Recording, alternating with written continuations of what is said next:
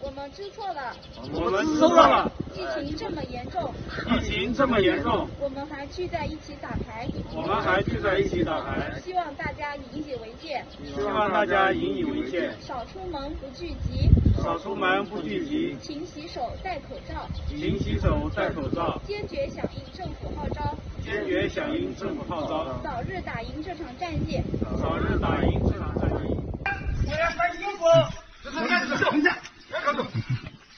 我删衣服。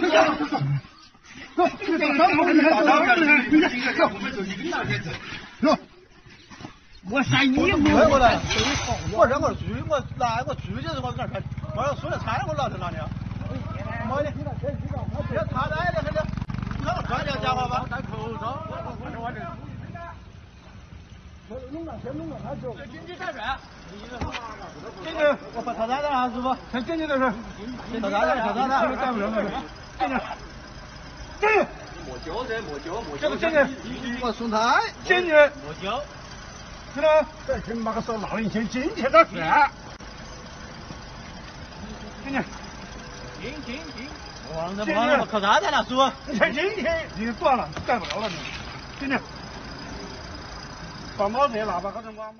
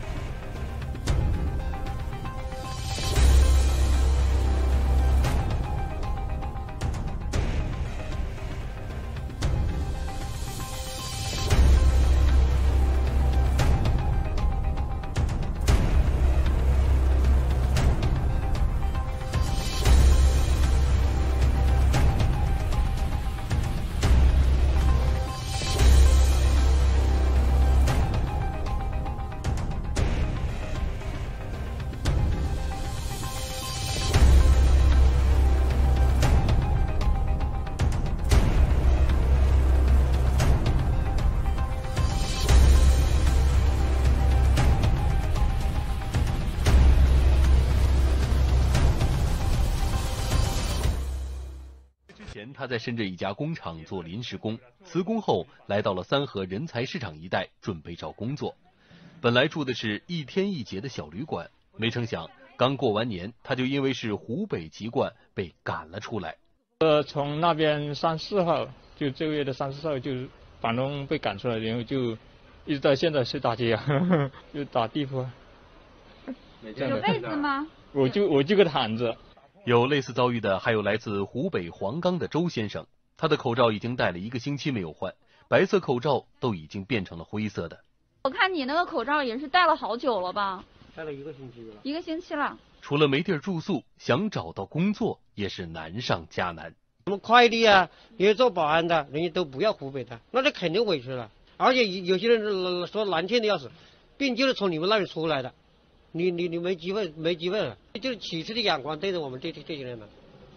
你可以说是大街上就随便问，最起码10个，最起码有6到7个是湖北的。这位周先生的老家在湖北孝感，之前在保税区工作，春节前辞工后打算回老家发展，买好了年初2的机票，却因为武汉封城，行程被耽搁了下来。因为我老想说这边的生活比较便宜嘛，消费比较低，我就来这边。然后当天晚上我记得很清楚。这条街旅馆找了一遍，那条街旅馆找了一遍，不让住，因为我身份证一掏，湖北孝感的，对不起，不要湖北的，就这样子。然后我就睡在那个前面有那个广场嘛，很大一个广场，当时也看到很多人在那睡觉，睡了2天，第1天手机不见了嘛，第2天因为我换衣服也不见了，因为身份证装在衣服里面，衣服也丢了，身份证也丢了，下面身上都什么都没有了。打牌、戴口罩、勤洗手。配合政府战胜疫情。回国时，我叫杨彩英，杨桥前面应付之前，政府禁令在小区门口卖菜，被公安机关发话，我的错误行为影响了疫情的防控，给社会添了难，给生命人添了危害。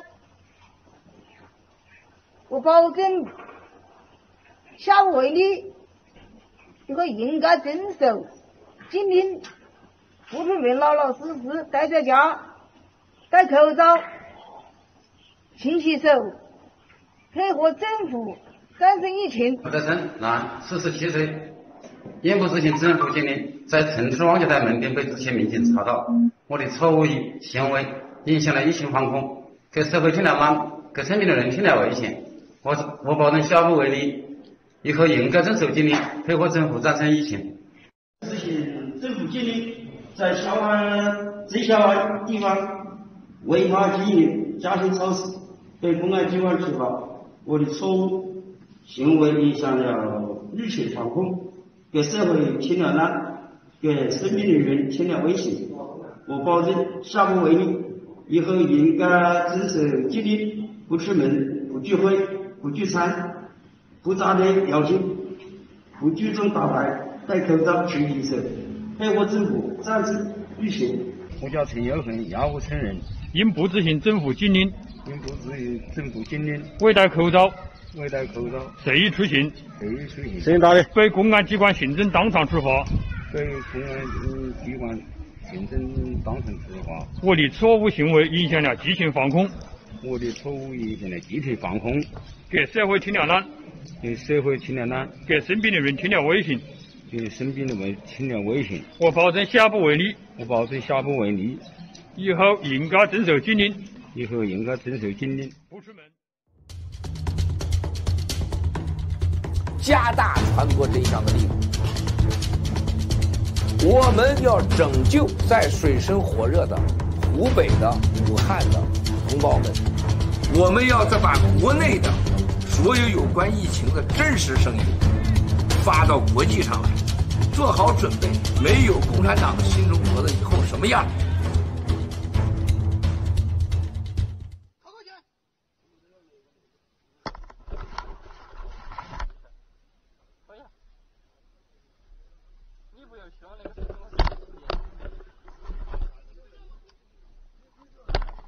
我没有啊。是录起来？我没有啊。那是你把他？我没录起啊。你录起老子知道把这个狗子。我没录起啊。我没录起啊。有没有？我手机只是在导航而已啊，你看嘛。你妈妈霹雳彩色录起老子整了个狗子的，你霹雳彩色录起老子整了个狗子的，你录哪样手机玩的？我没录啊。这个傻的自己把拍出来都是他整了个狗子的，录起，哪叫录起？这个是把哈数的，这录起。非常是这个不晓得，病毒。我晓得非常时期啊。那晓得病毒的录了啊？先不急。你录了？我是在我们那个地方，我是开了体检证明的。哪叫证明？啥叫证明？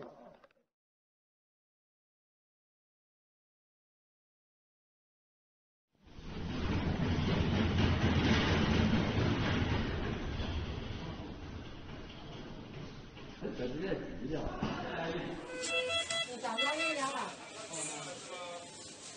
林医生，现在血氧上来了，51的血氧上来了。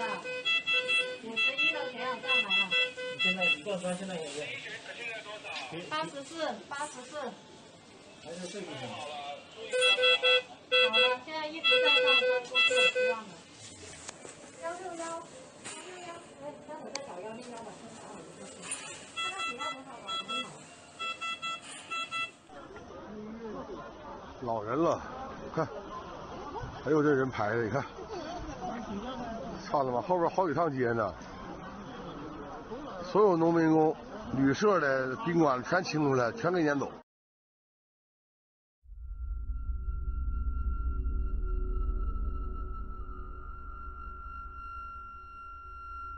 一直看到卖到弄空了，你和老子在过电视了卖到弄啊！我说老子卖光了，谁没比冇得？你和老子，你妈老子买个小豆子和你买导致我日都气的，你妈个逼空空无也。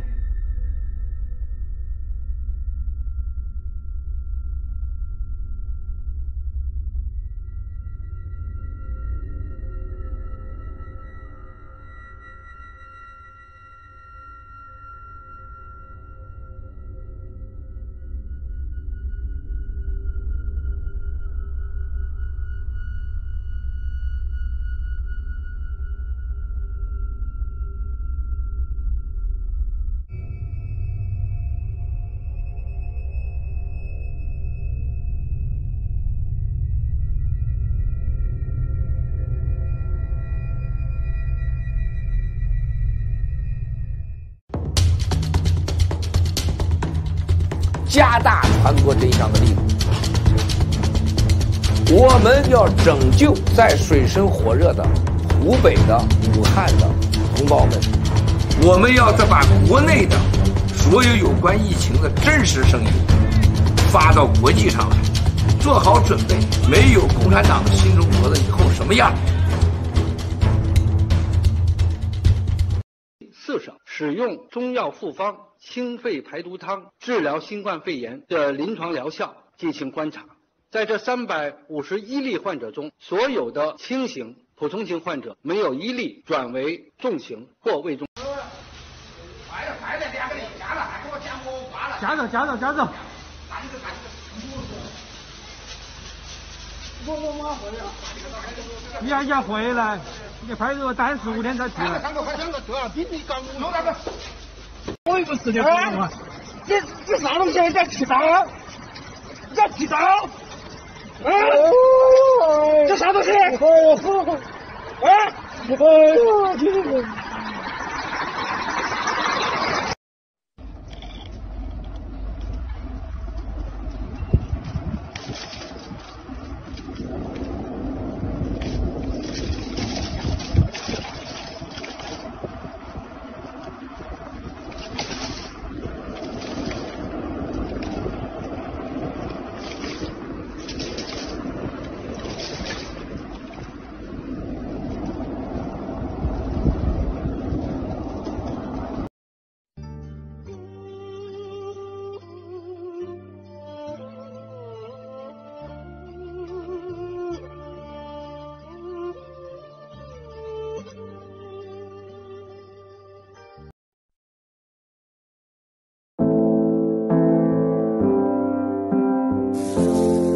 是晚上12点40，殡仪馆的焚烧炉里边的声音。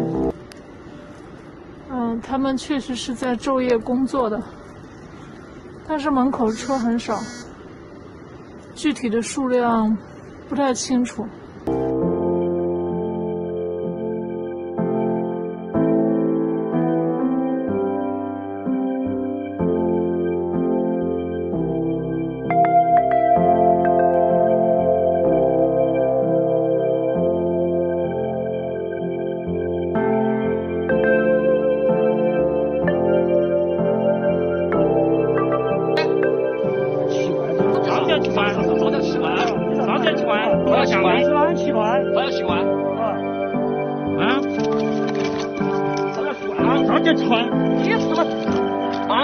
有钱吃没有？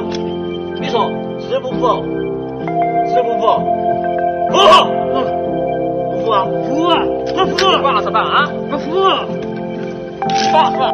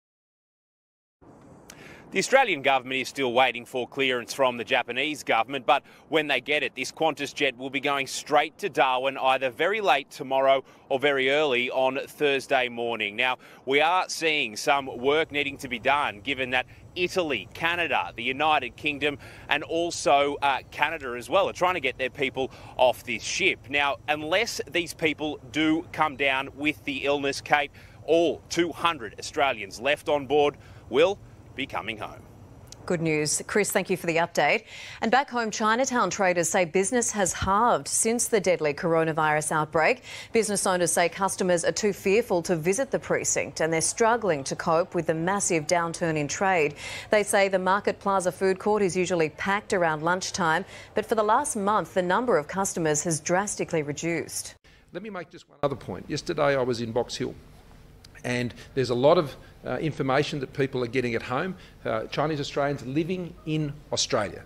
And they can have every confidence, if you're a Chinese Australian living in Australia, unless you've been in mainland China in the last 14 days and you're subject to that self-isolation, you should feel free to move around. You don't need to stay at home. You can go to those wonderful restaurants out there in Box Hill. You can go and participate in the community. You don't need to stay home. I'm raising that with you because that's what was raised directly with me when I was out there yesterday. There seemed to be some misunderstanding about that. Unless you're subject to self-isolation because you've been in mainland China for the last 14 days, then you should feel free to move around because Australia has been successfully containing the coronavirus to date. Experts around the world are trying to find an effective way to combat the virus. One method that has shown some promise is a drug used to treat HIV. A leading Japanese researcher says that he hopes it will be approved for broader use as soon as possible. Dr. Norio Omagari says the drug is currently being used on a trial basis at medical institutions in many countries. Some of our patients who used the drugs recovered, but some are still struggling with the illness. We need to continue analyzing patient data to gauge whether the drugs are effective. He added that the drug has been effective in treating other viruses like SARS in the past. He says clinical trials are necessary to confirm its effectiveness and safety, but that it won't take long as the medication has already been approved to treat HIV.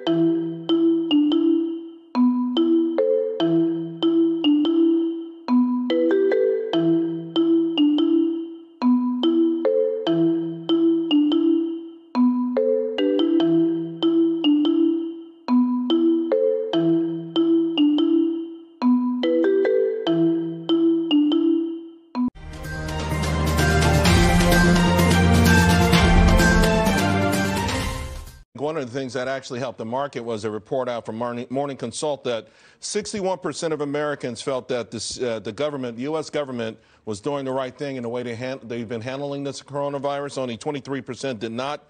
Contrasting that with the Ebola virus, where 62% thought the government mishandled that. Are you happy with the way the government's handled this, the way the CDC has handled everything? Charles, I've been following contagious outbreaks, as you know, for 15 or more years. I can't believe how well they're handling this.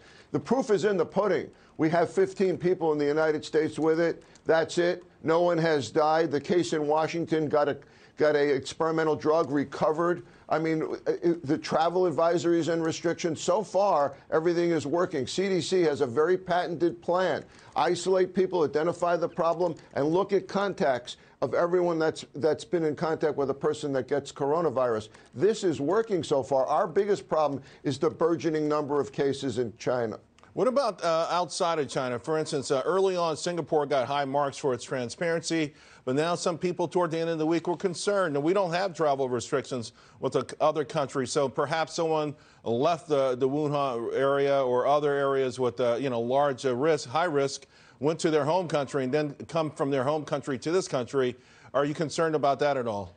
That's a very important point, Charles, and I am concerned about that. There's 3 million travelers from China to Singapore every year, as you say. We don't know for sure if we're getting the right numbers. North Korea says they have 0 cases. Nobody believes that. They share a border with China. So I think that the idea of getting really... Look, a virus does not obey political separation. It's an international problem from the get-go here, and it has to be treated like that. It's one of the reasons we want to get CDC boots on the ground in China. Right.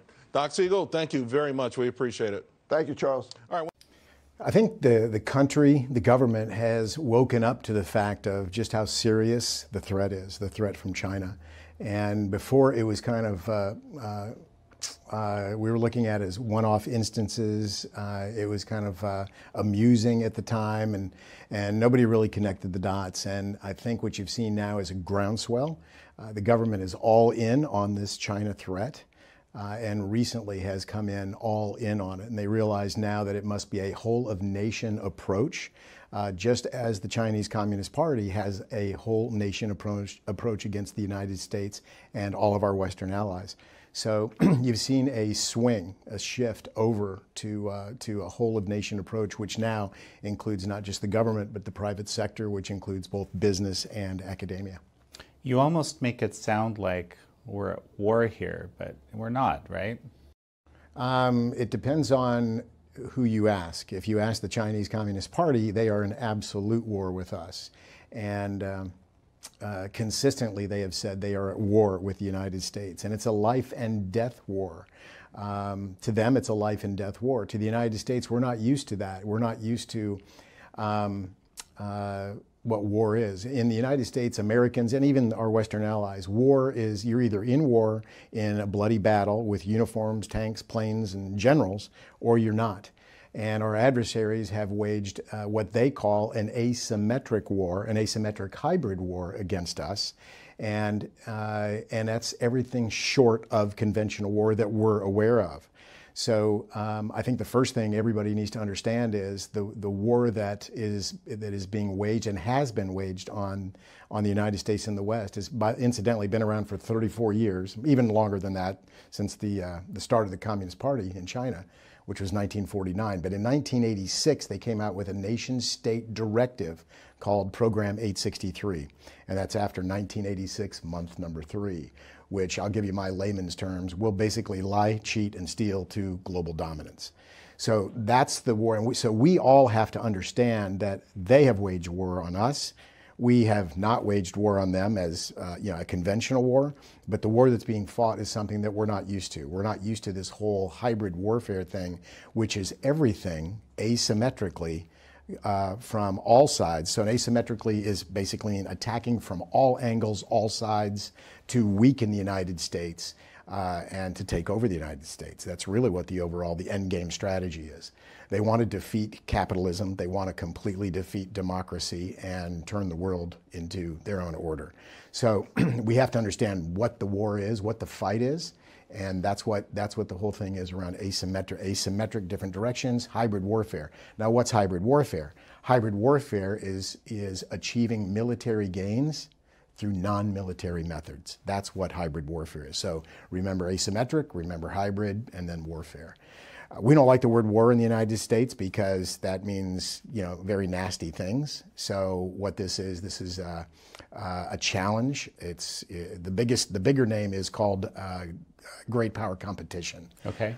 About every 70 years, if you look at history, about every 70 years, a nation or couple of nations come up and say, we want to challenge the world order. That's called great power competition.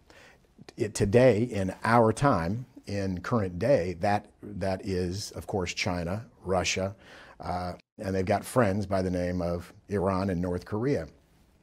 So they're all allianced together, allied together, and they're all communist. And the other thing is, when we talk about China, some people regard China as another democracy, and that's not the case. China is a clear, serious, oppressive, authoritarian dictatorship communist country. So there aren't two Chinas. There's one China, and it's a communist-driven country with a command and control with a straight line through the country. So we have to understand that as Americans and our Western allies. We have to understand that, and if we're doing business in China, whether we put a plant, a laboratory, a development center, we're selling into China, we're buying Chinese products, we're partnering with the Chinese Communist Party, and that's absolutely the truth if anybody does any type of research or studies into what this is. So it is what it is. And what's refreshing is our government. And I met with senior leaders yesterday of our government, and they underscore the seriousness of this. It's an existential threat to the United States because the Chinese Communist Party wants to, weaken us through our economy, which is where our strength is.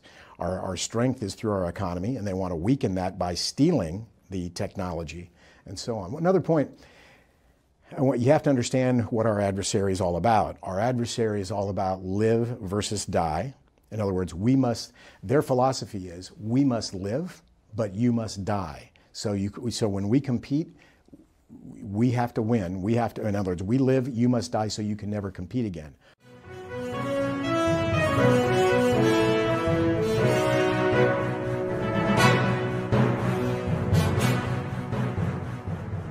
That in Chernobyl, and particularly if you watch the HBO series, was pretty accurate. At least Putin doesn't think so, but people in the West do. The key to the Chernobyl thing is that the apparatus, the official centralized decision making, it was about not just their incompetence, not just their first ability is to cover everything up, to keep information themselves, but it's what they didn't know what they didn't know. That the scale of the event was so big, they didn't actually understand it. That seems to be the situation here. She sent Vice Premier Sun down there. She's the woman that's kind of like the Khrushchev at Stalingrad. She goes in and says, hey, we're not backing up an inch. In fact, she said, this is what quarantine means to me. Quarantine means to me that we're going to go door to door. It's a city the size of New York. We're going to go door to door. We're not going to door. We're going to take your temperature. If we deem that you're sick, we deem you're coming with us, and that's where we got all these videos of people being dragged out of their apartments. You're going to a quarantine center where you go in and you leave by ambulance to be cremated later. There's no way that you're not there. It's not a hospital. And if you don't go, they said patriots do that, and traitors will be nailed to the cross of history, or however they described it. But they're nailing people in, they're shutting people into the doors. They're not playing around. They understand they've got a massive problem. Forget how it was covered up, all that. That'll all come out in time. But right now, they have an operating problem that is just expanding exponentially. See, the larger point is many people in high government are not domain experts. I mean, they lack expertise in systems biology, in mathematical statistics, in information engineering, bioinformatics. These are highly complex technical fields, which requires domain experts. And we in America have them. India has them. China has them too. But the Chinese Communist Party, like you said, in a combination of face saving and a combination of self-preservation, is preventing them from reaching out to the outside world, including organizations such as the CDC and other experts in America, to deliver help to their people. Why are they stopping that? President Trump has now offered 3 times to send the CDC, been rebuffed every time. Why do they not want people like the CDC? Why do they not want the CDC actually to not just go to Beijing, but to go down to Wuhan? The answer again, Steve, is the problem is far, far worse than they let on to. And if American experts come on the ground and discover that the number of cases is understated according to official statistics, and the true numbers are, say, of infected are 3 million, 5 million, 10 million. I don't know what the number, it's in the millions for sure. Why do you say it's in the millions for sure? Just as you've seen. Again, exponential functions. I mean, you've had, since the Chinese Lunar New Year, that was in middle of January, 3rd week of January. Yeah, around the 18th and 19th, 20th. Yeah, in a month. And we have doubling of cases every 6 days. So the math is simple. I mean, if you're willing to look at it directly in the face. So if American experts and other international experts come on the ground in China and discover and report to the world the seriousness of the infection, I mean, it would cause a worldwide panic.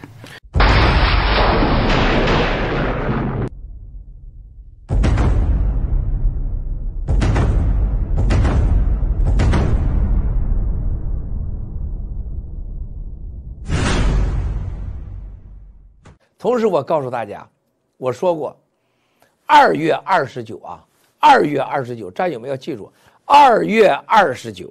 啊，我别搞，上次我口误，有人说3月29，2月29，啊，也就是说几天后，是整个武汉疫情最大的分水岭。千万记住，我求所有的战友们和国内的能听到这个直播的人，包括战友能传播这个直播的战友们，告诉家人切不可大意，绝对不能放松。 灾难的时刻根本没有到来。分水岭是在29号后，2月29号，2月29号，2月29号，我说3遍。所有战友们告诉家人，切不可掉以轻心。啊，不要相信共产党任何一句话。中国不要说死几百万人，死个几千万人、1亿人，共产党都是不在乎的。 千万不要让家人的无知送上全部的性命，不要走出家门，不要出去，在安全的、绝对安全的情况下啊，不被共产党伤害，不被疫情传染的情况下，再备好粮食、备好药、备好口罩，或者转移到深山老林去，做一个几个月的打算。请战友们一定要记住，告诉家人和朋友，战友们。 一定要收住，要搂住，灾难并没到来。分水岭是2月29号，春节的时候，4周前我就说过，2月29，2月29，千万不可掉以轻心。